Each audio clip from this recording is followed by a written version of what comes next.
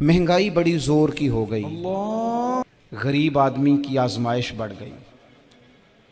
हमेशा महंगाई से गरीब लोग मुतासिर होते हैं। अमीरों की तो चीज़ें महंगी हो जाती हैं, वो तो सिंगल उन्होंने जमा की होती हैं, महंगी होती हैं तो डबल में बेचते हैं।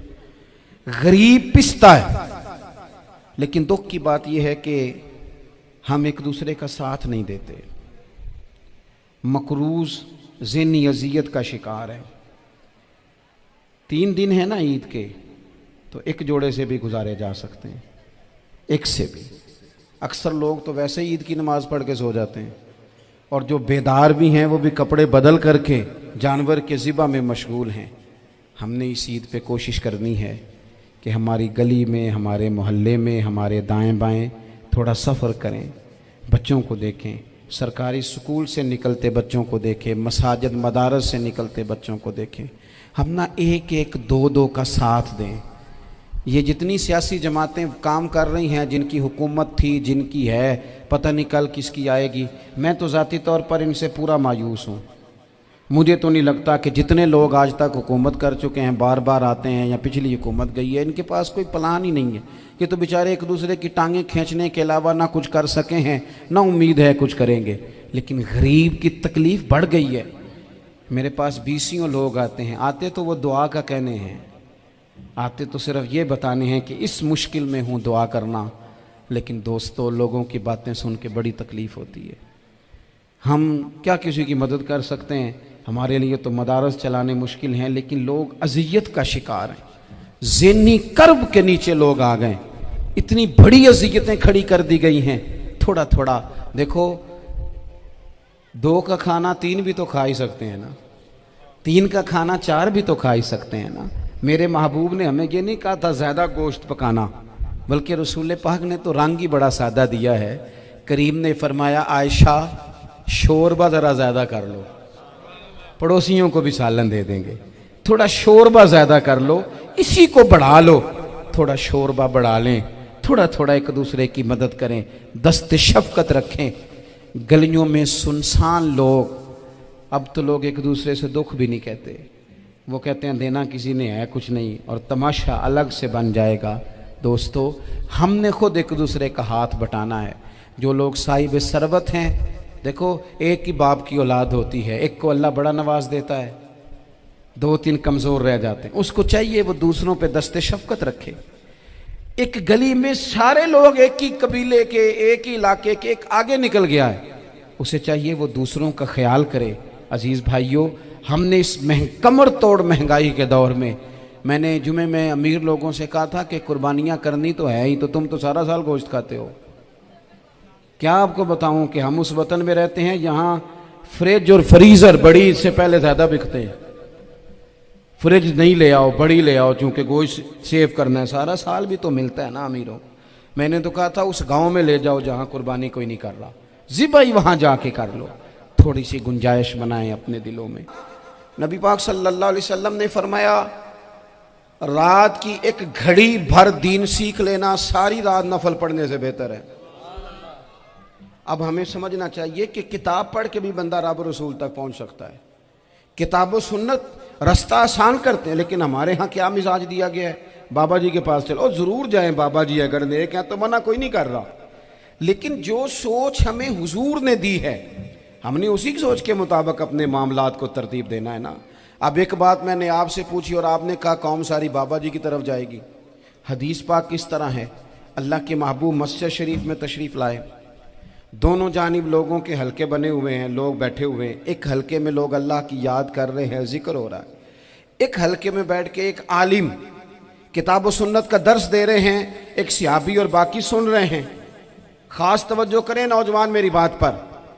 रसूल करीम सल्लल्लाहु अलैहि वसल्लम दोनों के बीच खड़े हो गए और करीम ने फरमाया, दोनों महफिलें खैर की हैं, दोनों ही हलके खैर के हैं। और फिर हुजूर फरमाने लगे, मुझे चूँकि रब ने उस्ताद बना के भेजा है, मैं चूँकि मुअल्लिम बन के आया हूँ, यतलु अलैकुम आयातिना व युज़क्कीकुम, मैं चूँकि किताब व सुन्नत की तालीम के लिए आया हूँ।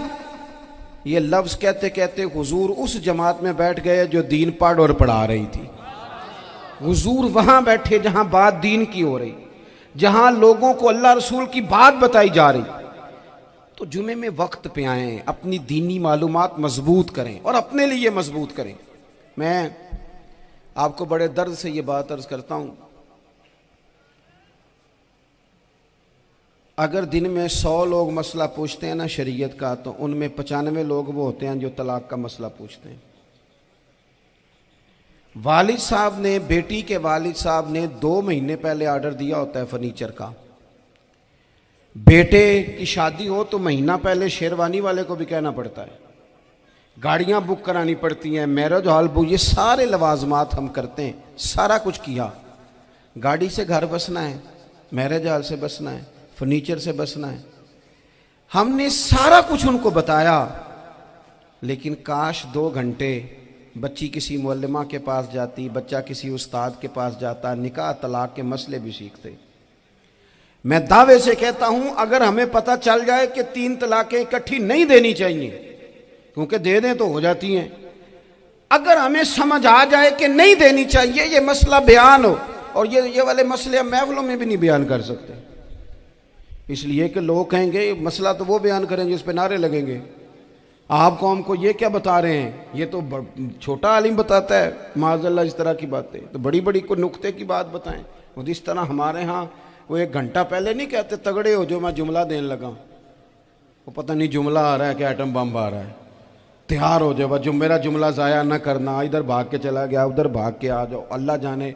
वो जिस तरह कभी लगता है ना पटारी से, अल्लाह जाने क्या निकलेगा, मैं जुमला देने लगा हूं। तो मैं कहता हूं तू आराम से बैठ के भी जुमला दे दे, तेरे जुमले से क्या निकलेगा। और तू जुमला ना दे, हमें कोई आयत दे, तू जुमला छोड़ हमें कोई हदीस पाक सुना। यानी हर नकीब, हर खतीब, हर नात खा उठ के कहता है सारा कुरान ही हुजूर की तारीफ है। और भाई अगर सारा कुरान हुजूर की तारीफ है तो चंद आयतें पढ़ दे फिर तू भी, तूने पढ़ी तो एक भी नहीं और तू कहता जा रहा है सारा कुरान ही हुजूर की तारीफ है। ये वाली तारीफ भी तो सुनाना कौम को, जो ये बच्चे इनके उस्ताद इन्हें सिखा रहे हैं और ये सीख रहे हैं, इस तरफ भी तो सफर करें। तो मेरे अजीज, अगर लोगों को मसाइल का पता चले तो सैकड़ों घर बच जाएं तबाह होने से, बड़े बड़े घर बच जाएं, लेकिन मसाइल नहीं आते। मेरे पास मसला पूछने के लिए कुछ लोग आ गए, तो 4-5 साल का बच्चा भी था जिसके वालिद ने गुस्से में अपनी बीवी को 3 तलाकें दी थी। तो छोटा सा बच्चा, कपड़े भी फटे पुराने, और हालत बता रही थी कि गरीबी है। तो जब मैंने मसला बताया कि 3 तलाकें हो गई हैं, तो वापस जाने लगे। तो बच्चा मुझसे कहता है, देहाती आदमी, तो कहने लगा मौलवी साहब मेरी अम्मा ते नानी कहनी असन पूछ के आई आप कि हुण असीं लहदा लहदा ही रहना है। तो उस बच्चे की नौनिहाल की वो कैफियत देखी तो मैं रो पड़ा। मैंने कहा यार ये बच्चा बेचारा माँ बाप के होते हुए ये यतीमों जैसी ज़िंदगी गुजारेगा, क्योंकि बाप ने तलाक दे दी।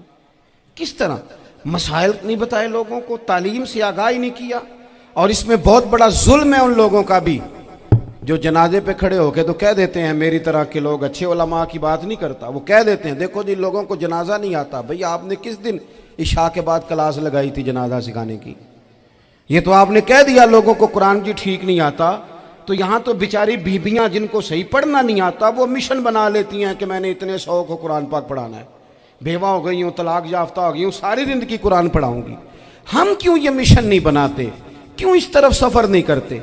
एक तो दीनी मालूमात में, दीनी उलूम में अपने आप को लगाएं और ज़ौक़ पैदा करें कि जो चीज़ें मुझे नहीं आती मैंने वो सीखनी है, जो मामलात मुझे नहीं आते मैंने उनकी तरफ सफ़र करना है। एक तो अपना ये मिजाज बनाएं। और जब आप दीनी उलूम सीखते हैं तो पता है कौन सा मंजर कायम होता है? मंजर वो बनता है कि हज़रत अबू हुरैरा भी दीन सीखा करते थे, हज़रत अब्दुल्ला इब्न उमर भी असहाबे सुफ़ा में रहा करते थे, हज़रत अनस बिन मालिक भी रहा करते थे। और ऐसा मंजर बनता है कि हज़रत सैयदा खतीजतुल कुबरा रज़ी अल्लाह तआला अन्हा फरमाती हैं, सैयदा फातिमा हुजूर की गोद में बैठी होती थी और नबी पाक से बातें पूछती थी और हुजूर उन्हें बता रहे होते थे। सैयदा आयशा हुजूर से दीन की बातें पूछती। चौथा हिस्सा हमारी फ़िक़्ह के उसूल हज़रत फातिमा की, हज़रत आयशा सिद्दीक़ा की मरवियात पर मबनी है। अगर हमारी बच्चियां छोड़ दें डाइजेस्ट पढ़ना, छोड़ दें इधर उधर की मूवी देखना, और वो किताब व सुन्नत पर आ जाएं, तो बहुत सारे मसाइल ऐसे हैं जो उलझने से पहले ही सुलझे हुए हों। दीनी तालीम का मिजाज और ज़ौक़। और दूसरी आयत करीमा मैंने तिलावत की, अल्लाह करीम ने कुरान मजीद में फरमाया, या अय्युहल्लज़ीना आमनू कू अनफुसकुम व अहलीकुम नारा, ऐ ईमान वालों खुद भी दोज़ख की आग से बचो और अपने घर वालों को भी बचाओ। ओ वालिद, वो माँ जो बच्चों को भूख से बचाने के लिए मेहनत करती है, उनको मायूसी से बहुत सारे माँ बाप ऐसे होते हैं जिनके पास कपड़े लेने के पैसे नहीं होते ईद पे। क्यों? अजीज़ भाई, जिस तरह हम अपने बच्चों को देखें, बहुत सारे माँ बाप के पास गुंजाइश नहीं होती, लेकिन इस नीयत से कि बच्चों के दिल टूट जाएंगे, ईद पे कैसे गुजारा करेंगे, मुश्किल से भी कपड़े ख़रीद के देते। इस तरह हम अपने बच्चों को भूख से, प्यास से, मायूसी से बचाते हैं। इस तरह हमारे रब ने हमारे ज़िम्मे लगाया है कि तुम अपने बच्चों को कोशिश करो दोज़ख की आग से बचाने की। हज़रत उमर फ़ारूक रदी अल्लाह ताला अन्हु ने अर्ज़ किया था, या रसूल अल्लाह सल्लल्लाहु ताला अलैहि वसल्लम, इस आया करीमा का माना क्या है? तो महबूब करीम अलैहिस्सलाम ने फरमाया, उमर, जिन चीज़ों का अल्लाह तुम्हें हुक्म देता है तुम अपने घर वालों को उन चीज़ों का हुक्म दो। जिन चीज़ों से रब रसूल तुम्हें मना करते हैं अपने घर वालों को उनसे रोको। अपने घर के अंदर निफाज़े दीन करने की कोशिश करो। मेरे भाई, बहुत ज़्यादा आजमाइश है हमारे घरों में, बेचैनियाँ हैं, इस्तराब है, बच्चों में सख्ती है, बहन भाई एक दूसरे के साथ लड़ते हैं, मिजाजों में तलखी आ गई। क्यों भला? इसलिए कि माँ बाप को जो बेहतरीन किरदार और जो हसीन तरीका घर में अपनाना चाहिए था, बच्चे तकरीर बाहर से सुनते हैं लेकिन वो फॉलो अपने माँ बाप को करते हैं। अगर माँ बाप में हौसला हो, सब्र हो, इत्मीनान हो, खुददारी हो, थोड़े पर गुजारा करने का मिजाज हो। देखे ना, आज डिप्रेशन है, टेंशन है, पैनिक्स अटैक्स हैं, बड़ी सारी चीज़ें आ गई हैं। क्यों भला? सब्र नहीं, तहम्मुल नहीं, बुर्दबारी नहीं। आजमाए। एक दिन एक बच्चा मेरे पास आ गया मदरसे का और आके वो रोने लगा। मेरे घर वाले कहने लगे, खाना छोड़ दें, पहले इसकी बात सुन ले। मैंने कहा, पुत्र क्या हुआ? किसी ने मारा है? किसी उस्ताद ने? कहने लगे, नहीं हजरत, घर फ़ोन किया था तो मेरी अम्मा और अब्बा की लड़ाई हो रही है। बच्चा कांप रहा है, टांगे कांप रही हैं। मैंने कहा, क्या हो क्या गया तुम्हें पुत्र? लड़ाई हो रही है तो घरों में हो ही जाती है। कहने लगे, नहीं, आपको पता नहीं, वो बड़ा सख्त लड़ते हैं। मेरे वालिद जब मेरी वालदा को मारने के लिए आगे बढ़ते हैं तो हम सारे चारपाइयों के नीचे छुप जाते हैं, हमें खौफ आता है, वो मंजर खतरनाक होता है। ये कौन तकलीफ दे रहा है अपने बच्चों को? यहाँ बैठे हमारे यहाँ मीलों दूर रहते थे उसके घर वाले, तो वो तकलीफ में था, तो घर में क्या कैफियत होगी? अगर हौसला हो, सब्र हो, कनात हो, अल्लाह के दिए हुए थोड़े रिस्क पर हमें राजी रहना आता हो, हमारे घरों में सुकून आए, इत्मीनान आए, हम जो ज़िंदगी बड़ी खुशी खुशी गुजार सकते हैं। हमारे मिजाजों का लालच, हमारी तबीयतों की बेराह रवी, हमारी झूठी अना का बुत, उन सारी चीज़ों को ख़त्म कर देता है। अपनी ज़िंदगी के अंदर अगर हम वो किरदार अपने बच्चों को दें, जिस किरदार में मोबाइल भी हो, जिसमें गाड़ी भी हो, जिसमें पैसे भी ला के अब्बा दराज में रखता हो, लेकिन वालिद का घर में मुसल्ला भी मौजूद हो, उसकी कोई तस्वीर भी हो, वो ये भी कहता हो कि खुदा ने अपने फजल से आज 5,000 दिया है तो इसमें 1,000 गरीबों का भी है, इसमें थोड़ा सा मैंने अल्लाह की रिजा के लिए भी रखा है। अगर कोई मुश्किल आ जाए तो वो बाप और माँ को सब्र करता हुआ देखते हो। अगर एक बाप कर बात करे तो दूसरा बर्दाश्त करता हो। खुदारा अपनी औलादों को इस अजियत का शिकार न करो। अपने घरों के अंदर वो खुददारी, वो प्यार, वो वक़ार, वो मोहब्बत, वो अंदाज। आप थके हुए हैं, कोई शक नहीं, आप बहुत सारे मसाइल का बाहर शिकार होंगे, कोई शक नहीं, लेकिन आप बाहर से थक के आए हैं। और अगर आप बाहर अपनी फैक्ट्री के मालिक हैं और दफ्तर के बड़े हैं तो घर में भी तो आप बड़े हैं ना। आपकी माँ भी तो इंतज़ार कर रही है, उसने भी तो दुखड़ा सुनाना है ना आपको। आप ये देखिए कि आपके बच्चे भी तो इंतज़ार कर रहे हैं, वो चाहते हैं कि अब्बा आके बैठे तो हम उनके सीने पे चढ़ के थोड़ा खेलें। आपकी अहलिया मुंतज़िर हैं कुछ बातें बीवी किसी और से नहीं कह सकती, सिर्फ अपने शौहर से कहती है। लेकिन वो तो आते ही जलाल में आ गए साहब। वो कहने लगे तू बड़ी नालायक है, मैं थका मांदा आया हूं और तूने मुझे कहानी सुना दी है। वो उस खातून से शिद्दत के साथ पेश आने लगे। मेरे रसूल पाक की हयात नूर को देखो, हज़रत उम्मे ऐमन हुजूर की रज़ाई वालदा हैं, उनकी भी खिदमत हो रही है। हज़रत हलीमा सादी आ रही हैं तो खिदमत हो रही है। हज़रत अब्बास हुजूर के चचा हैं तो करीम फरमाते हैं मेरे चचा हैं बाप की जगह पे। हुजूर दोस्त अहबाब सहाबा गुलामों सब के साथ प्यार कर रहे हैं। 9 अज़वाजे मुतहरात हैं घर के अंदर।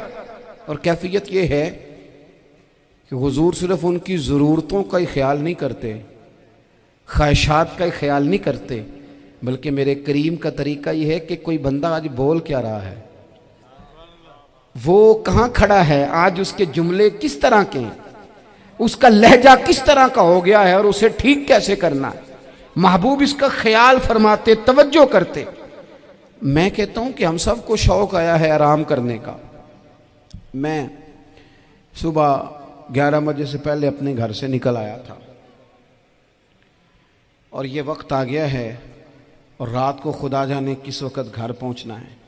कई दफ़ा कैफियत ये होती है कि गाड़ी से उतरते हैं तो फिर दिल करता है कि कोई उठा के चलाए ना कभी। इसके बावजूद बहुत सारे लोग नाराज़ रहते हैं कि हमसे मिल के नहीं गए, फ़ोटो नहीं खिंचवा के गए, फलानी जगह चाय नहीं पी के गए। ये तसलसल है। लेकिन मैं जितना मर्जी थका मांदा घर जाऊंगा ना, कभी ऐसा नहीं हुआ कि मैं घर जाऊं तो बड़ी टेंशन में जाऊं। मेरी घर वाली एक दिन मुझसे कहने लगी आपने कभी नहीं कहा कि मैं थका हुआ आया, बंदा थक भी तो जाता ही है ना, कभी कहाँ करे ना। मैंने उसे कहा पता क्यों नहीं कहता, इसलिए नहीं कहता कि मैं नहीं चाहता कि मेरे बच्चे ये कहें कि हमने दीन नहीं पढ़ना, हमारा बाप तो बड़ी मुश्किल में है। हम अपने काम के बारे में अपने घर में शिकवे करते हैं। आप किसी बच्चे से पूछ लें कौन सा काम करना है, कहता जो अब्बा जी कर दे रहे वो नहीं करना। क्यों कि अब्बा जी हर रोज़ तो कहते हैं मैं बड़ा उलझ गया हूँ, ये काम बड़ा मुश्किल है। मैं चाहता हूँ कि मैं अपने बच्चों को ये बताऊँ कि पुत्र मैं तो जिधर जाता हूँ फूल ही फूल हैं, मैं तो जिधर से गुजरता हूँ मोहब्बत ही मोहब्बत है, मैं तो जिधर से देखता हूँ दुआएं ही मिलती हैं, ताकि उनका शौक पैदा हो। मेरे अजीज आप थोड़ा सा दिल बड़ा करें। अगर आप एक की वजह से पूरा घर सुकून में आ जाता है तो आप दिल बड़ा क्यों नहीं करते। जगह ढूंढते हैं बस मुझे कोई तंग ना करे, कोई मेरी बाप माँ बदौलत को कोई परेशान ना करे। बुखारी शरीफ सुनिए, हज़रत आयशा सिद्दीक़ा रदी अल्लाह ताला अन्हा बैठी हैं। हुजूर फरमाने लगे आयशा आज एक बात ना बताऊं तुम्हें। या रसूलल्लाह बताइए। हुजूर फरमाने लगे जब तुम मुझसे नाराज़ होती हो तब भी मुझे पता चल जाता है, और जब राज़ी होती हो फिर भी पता चल जाता है। तो हज़रत सैयद आयशा सिद्दीक़ा बात सुन के बड़ी खुश हुई। या रसूलल्लाह वो कैसे।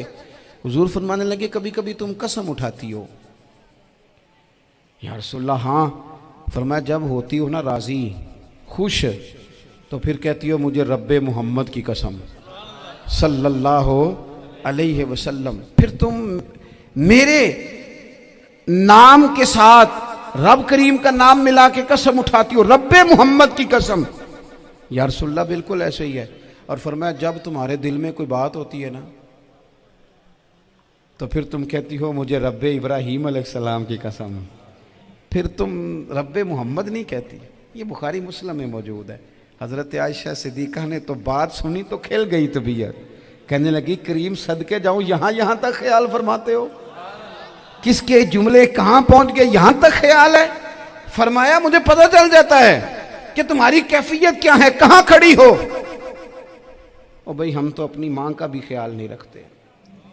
हमारा बाप कहाँ बेचारा खड़ा है, वो तो इंतज़ार में था कि कोई 10 मिनट मेरे पास बैठेगा, तवज्जो ही नहीं, जज्बात का ख्याल ही नहीं। हज़रत आयशा सिद्दीक़ा बात सुन के अर्ज़ करने लगे या रसूल अल्लाह मुझे रब्बे मोहम्मद की कसम हो, मैं सिर्फ नाम छोड़ती हूँ, मेरे दिल में हर वक़्त मदीने वाले महबूब ही रहते हैं, नाम ही छोड़ती हूँ सिर्फ। ओ मेरे दोस्त थोड़ा सा जा। और दूसरा अर्ज़ करूँगा, दौलत अगर बहुत आली चीज़ होती ना, बहुत कीमती, तो सबसे ज़्यादा सैयद आयशा के घर में होती। अगर पैसों से ही शौक खाता तो पैसे सबसे ज़्यादा हज़रत फातिमा तज़हरा के काशाना नूर में होते, ओ मेरे भाइयों, सोना वक्त मोहब्बतों से गुजारा जा सकता है। ओ भाई, मैंने तो अपने घर में ये देखा कि मेरे वालिद साहब गर्मी आती तो फरमाते, ओ लो भाई तुहानू हुण परवाह नहीं, मैं तुहाडे पड़ोले च दाने पा दिते ने ते तुहाडी माँ ने मर्तबान ने अचार पा दिता है, लो अब तुम्हें कहीं जाने की ज़रूरत नहीं पड़ेगी। इस पे भी वक्त बड़ा अच्छा गुजरता था, इस पे भी टाइम बड़ा अच्छा। 6-6 खाने खा के बच्चे नखरे कर रहे हैं। मैंने अपने वालिद साहब से एक दिन कहा, मैं क्या अब्बा जी तुहानू पसंद की है? फरमान लगे, पुत्र जे तो लगी होवे भुख फिर तो हर शाही, और अगर भूख ना हो तो फिर नखरे ही नखरे हैं, फिर क्या पसंद होना है। तबीयत नहीं, अपने घरों में अपने दोस्तों में इत्मीनान पैदा करें, इस तरह से बाहर आएँ। और एक बात और अर्ज़ करनी है, याद रखना, तकरीर बाहर चलती है, घर में नहीं चलती। घर में अमल चलता है। घर जाके आप लेक्चर देना, नमाज पढ़ा करो, नमाज पढ़ा करो, नमाज पढ़ा करो, नमाज पढ़ा करो, तो कोई नहीं पढ़ते घर वाले। आप घर में नमाज खुद शुरू कर दें। नबी पाक सल्लल्लाहु अलैहि वसल्लम ने फरमाया, घरों को कब्रिस्तान ना बनाओ, कुछ नफली नमाजें घर में भी पढ़ा करो। अल्लाह के प्यारे रसूल सल्लल्लाहु अलैहि वसल्लम का घर मस्जिद नबी के बिल्कुल साथ है, दरवाज़ा हुजूर के घर का मस्जिद में खुलता था। लेकिन नबी करीम सल्लल्लाहु अलैहि वसल्लम क्या करते थे? हजरत आयशा सिद्दीक़ा फरमाती हैं, तहज्जुद की नमाज घर में पढ़ा करते थे। घर में हुजूर तहज्जुद की नमाज पढ़ते, अगरचे घर में दुश्वारी थी। कुछ इबादात, कुछ नमाजें घर के अंदर भी इंसान पढ़े। आखिरी गुजारिश आप हजरात से करनी है, इतना बड़ा मजमा है, इतने सारे लोग तशरीफ़ लाए हैं, एक गुजारिश आप हजरात की खिदमत में रख के बस मैंने बात को समेटना है। 2 बातें मैंने आपकी खिदमत में अर्ज़ की हैं। एक तो दीनी इल्म का ज़ौक़ पैदा करें, और दूसरा अपने घरों में थोड़ा ठहराव लाएं। थोड़ा सा अपने, ये बच्चों के दस्तार फ़जीलत का इज्तिमा था, इसलिए मैंने ये बात अर्ज़ की, अपने घरों में थोड़ा हौसला कनात लाएं। हज़रत आयशा सिद्दीक़ा रज़ी अल्लाह तआला अन्हा फरमाती हैं, ऐसा नहीं था कि हमारे घर के अंदर माल नहीं आता था, अल्लाह के फजल से बड़ा कुछ आता था, लेकिन फरमाती हम एसार कर दिया करते थे। हुजूर का मिजाज एसार कर देने का है। याद रखना, शम्मा से अगर कई शम्मे जल जाएं तो इसकी रोशनी में कभी कमी नहीं आती। हज़ारों दिए भी जल जाएं तो ये दिए मांद नहीं पड़ते। महंगाई बड़ी ज़ोर की हो गई, गरीब आदमी की आजमाइश बढ़ गई। हमेशा महंगाई से गरीब लोग मुतासिर होते हैं। अमीरों की तो चीज़ें महंगी हो जाती हैं, वो तो सिंगल उन्होंने जमा की होती हैं, महंगी होती हैं तो डबल में बेचते हैं। गरीब पिसता है। लेकिन दुख की बात यह है कि हम एक दूसरे का साथ नहीं देते। मकरूज़ ज़हनी अज़ियत का शिकार है। 3 दिन है ना ईद के, तो एक जोड़े से भी गुजारे जा सकते हैं, एक से भी। अक्सर लोग तो वैसे ही ईद की नमाज़ पढ़ के सो जाते हैं, और जो बेदार भी हैं वो भी कपड़े बदल करके जानवर के ज़िबा में मशगूल हैं। हमने इस ईद पे कोशिश करनी है कि हमारी गली में, हमारे मोहल्ले में, हमारे दाएं बाएं थोड़ा सफ़र करें, बच्चों को देखें, सरकारी स्कूल से निकलते बच्चों को देखें, मसाजिद मदारस से निकलते बच्चों को देखें। हम ना 1-1, 2-2 का साथ दें। ये जितनी सियासी जमातें काम कर रही हैं, जिनकी हुकूमत थी, जिनकी है, पता नहीं कल किसकी आएगी। मैं तो ज़ाती तौर पर इनसे पूरा मायूस हूँ। मुझे तो नहीं लगता कि जितने लोग आज तक हुकूमत कर चुके हैं, बार बार आते हैं या पिछली हुकूमत गई है, इनके पास कोई प्लान ही नहीं है। ये तो बेचारे एक दूसरे की टांगें खींचने के अलावा ना कुछ कर सके हैं, ना उम्मीद है कुछ करेंगे। लेकिन गरीब की तकलीफ़ बढ़ गई है। मेरे पास 20 लोग आते हैं, आते तो वो दुआ का कहने हैं, आते तो सिर्फ ये बताने हैं कि इस मुश्किल में हूँ, दुआ करना। लेकिन दोस्तों, लोगों की बातें सुन के बड़ी तकलीफ़ होती है। हम क्या किसी की मदद कर सकते हैं? हमारे लिए तो मदारस चलाने मुश्किल हैं, लेकिन लोग अज़ियत का शिकार हैं। ज़हनी कर्ब के नीचे लोग आ गए, इतनी बड़ी अज़ियतें खड़ी कर दी गई हैं। थोड़ा थोड़ा देखो, 2 का खाना 3 भी तो खा ही सकते हैं ना, 3 का खाना 4 भी तो खा ही सकते हैं ना। मेरे महबूब ने हमें ये नहीं कहा था ज़्यादा गोश्त पकाना, बल्कि रसूल पाक ने तो रंग ही बड़ा सादा दिया है। करीम ने फरमाया, आयशा शोरबा ज़रा ज़्यादा कर लो, पड़ोसियों को भी सालन दे देंगे। थोड़ा शोरबा ज़्यादा कर लो, इसी को बढ़ा लो, थोड़ा शोरबा बढ़ा लें, थोड़ा थोड़ा एक दूसरे की मदद करें, दस्ते शफकत रखें। गलियों में सुनसान लोग, अब तो लोग एक दूसरे से दुख भी नहीं कहते, वो कहते हैं देना किसी ने है कुछ नहीं, और तमाशा अलग से बन जाएगा। दोस्तों, हमने खुद एक दूसरे का हाथ बटाना है। जो लोग साहिब सरवत हैं, देखो एक ही बाप की औलाद होती है, एक को अल्लाह बड़ा नवाज देता है, 2-3 कमज़ोर रह जाते हैं, उसको चाहिए वो दूसरों पे दस्ते शफकत रखे। एक गली में सारे लोग एक ही कबीले के, एक ही इलाके के, एक आगे निकल गया है, उसे चाहिए वो दूसरों का ख्याल करे। अजीज़ भाइयों, हमने इस कमर तोड़ महंगाई के दौर में, मैंने जुमे में अमीर लोगों से कहा था कि कुर्बानियाँ करनी तो है ही, तो तुम तो सारा साल गोश्त खाते हो।